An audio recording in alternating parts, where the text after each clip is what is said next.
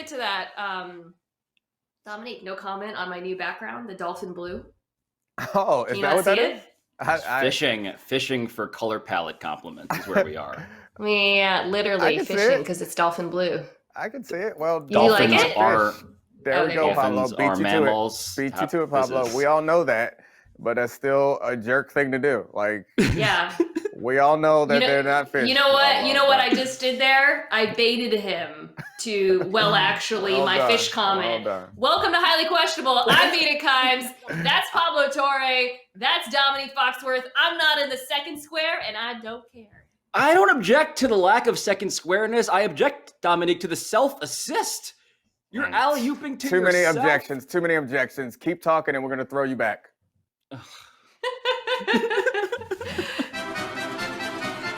Which QB should teams covet more? Deshaun Watson or Mina's formerly beloved Russell Wilson? So the vultures are circling around some broken NFL relationships this week. Russell Wilson, in particular, is fascinating to me because he did the thing yesterday via Adam Schefter and his reps, where he was like, look, I haven't requested a trade. I want to be on Mina Kimes' Seahawks. But at the same time, if you were to trade me, here are 4 specific teams I would like. And so that just tells me, okay, I think he wants to be traded, but also he doesn't want to get in trouble with his own employer, who he also hates. So that's confusing to me. On the other end of things, though, Deshaun Watson, like what we know about him via Dan Graziano is that he has none of the subtlety that Russell Wilson is attempting. He met with David Culley, the new first-year head coach, and said to him, I don't want to play for you at all. And that was his first conversation with the guy. Like, he does not want to budge one bit off of the idea that he needs to leave the Houston Texans right now. So for me, if I am choosing, if I'm coveting in this construction we have forced ourselves into on a sports talk show, I am saying, give me the younger guy, give me the better guy, give me Deshaun Watson and his bluntness. Wow, you had it younger. You added a word that you did not need to add that obviously was just slid in there in order to upset and trigger Mina Kimes. So well done, sir. They're both very good young quarterbacks. You can't go wrong with this. They're both going to be expensive and get more and more expensive as they become free agents. So I don't think that you can differentiate, and I refuse to do so. All I care about is seeing what Seattle does after Russell leaves, because Russell's leaving. Like what he's done now, it seems gentle, it seems polite, it seems like he's just setting people up. But given that it's Russell Wilson, like this is setting the whole building on fire for nice guy Russ, Mina. So go ahead and sell your jersey, burn it, do whatever you got to do. Start prepping yourself mentally. Yeah, you got to get the tattoo removed. Mentally prepare yourself for a future without Russell Wilson, because it's coming. I'm going to address the question and ignore what my colleague, Mr. Foxworth, said, which was Watson or Wilson, because I do think it's an interesting question, and it's a debatable one. Like, based on recent performance, I can see why people are leaning Watson. Wilson struggled in the second half of the season last year, but if you expand that scope to the last 3 years, Russell Wilson has outperformed Deshaun Watson. Passer rating, QBR, adjusted completion percentage, interception percentage, whatever you look at, he has been better. That said, Deshaun Watson is 6 years younger and his contract is 2 years longer. So if I was Mina Kimes' GM, I would choose Watson. Mina Kimes' fan has this to say. Which of my jerseys should I, let's see. No, this one. You're collecting them all so you can burn them all at once. I got it. No. That's smart. Let Russ leave. Let him leave. go. Please. Let Russ free Russ. No, your ego to the point where you stop caring about football. Russell. Who are you Please talking don't leave. to? Please don't leave. I'm talking to the camera. I'm talking to Russell Wilson. I lived through Dilfer. I lived through Kitna. I lived through I cannot go through this again. I can't do that again. Think of me. We will get through. We will get you offensive linemen. We will call a quarterback-friendly offense. We will pass on early downs, whatever it takes. Just don't leave me. The desperation, palpable, and it hurts. It's embarrassing for me. I pulled this out By of my the jersey way, pile. Domonique did raise a great. What? Oh my, Mina! Like I don't think you should show that on television. We can go back to the days where we were number 1 in DVOA. It wasn't that long ago. What else do I have here? Ooh, Earl Thomas. Wait, hold on. Wait. There's You don't even give us time Did to you- properly Yeah, wait. clown you for the last one. Thomas. No, forget about the human beings on your jersey. Did you make that yourself? Of course you No, did. we don't care about Huna Ford right now. The DVOA jersey, you ordered that on the internet yourself. Yeah, she typed it in. She customized that. It was a gift. From you to you?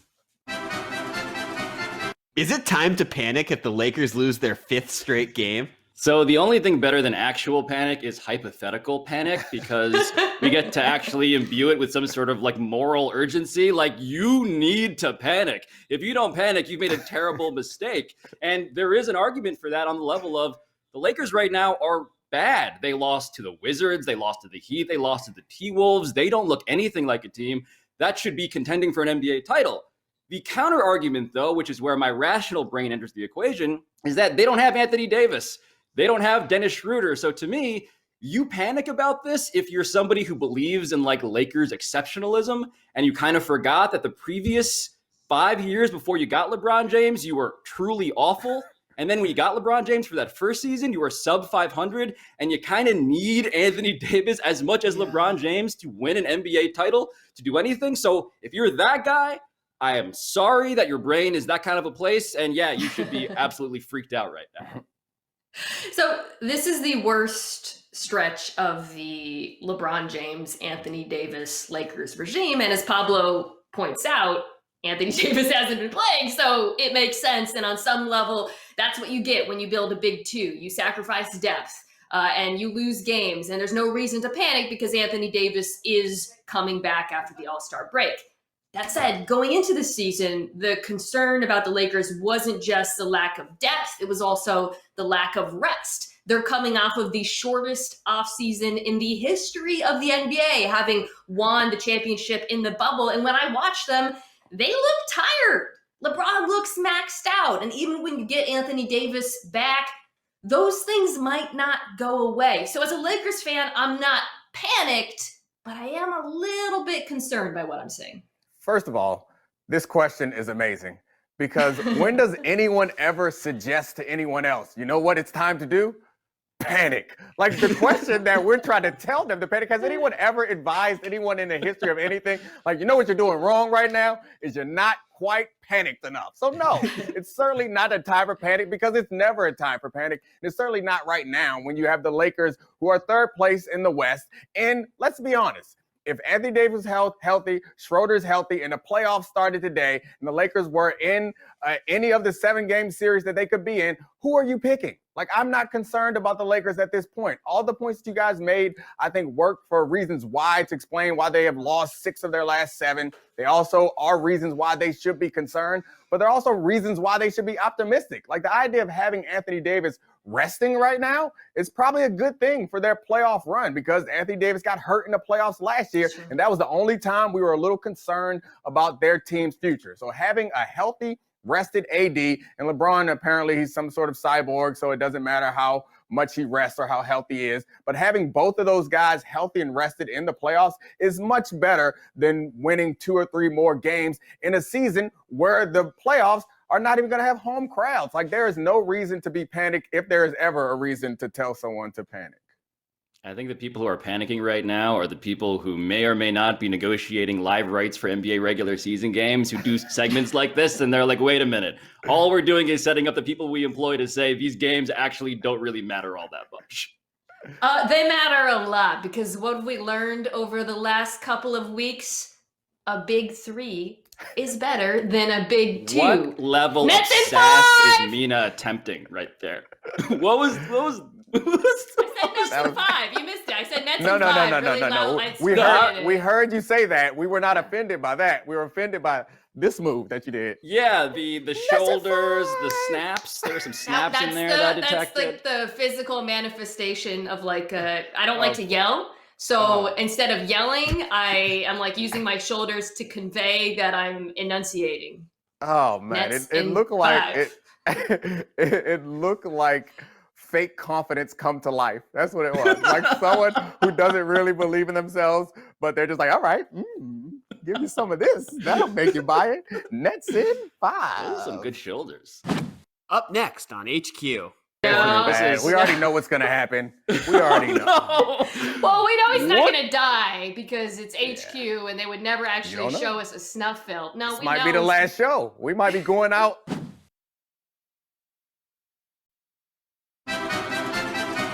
Do you question who choked harder, the Pelicans or the Nuggets? So we'll start with the Pelicans, who were down 3, and then which means that should be pretty heartbreaking then. But let's compare and contrast with the Nuggets.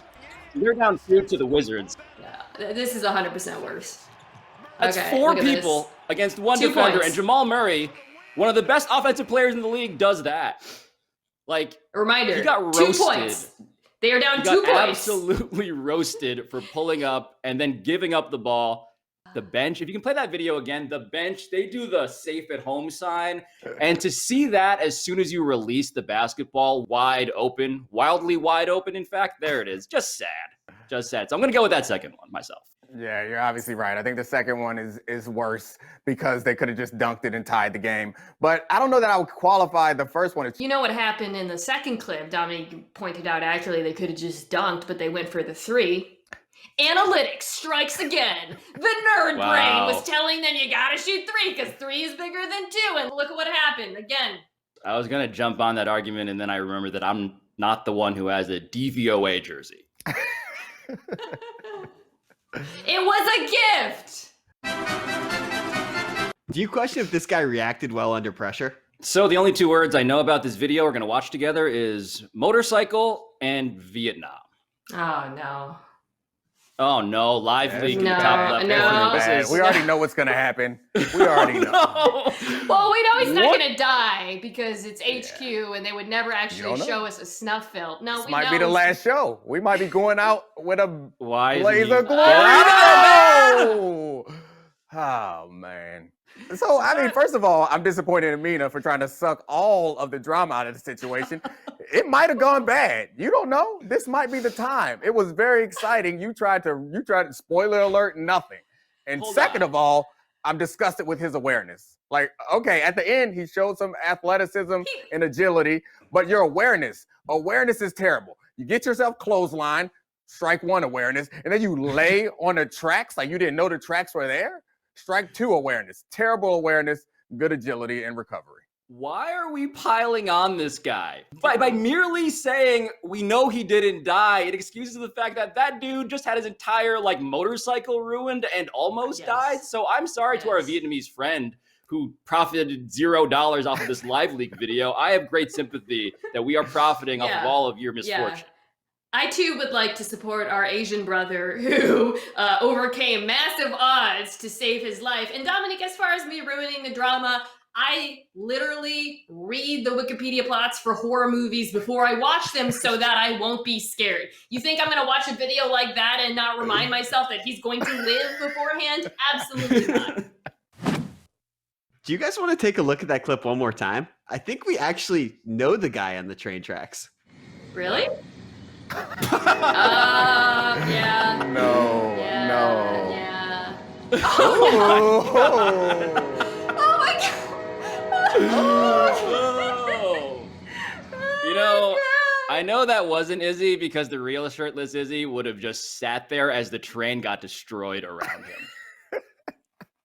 Talk about a segment going off the rails. Oh, Miles Garrett. So Miles Garrett Unnatural. is Jesus. like a fake person. I don't know how a person at 6'4" can do all of that and do it in a Jurassic Park tank top that's tie-dyed. But he tweeted Mark Cuban and said, "Hey, do you need a guard?" And I feel like the answer should be yes, based on this video.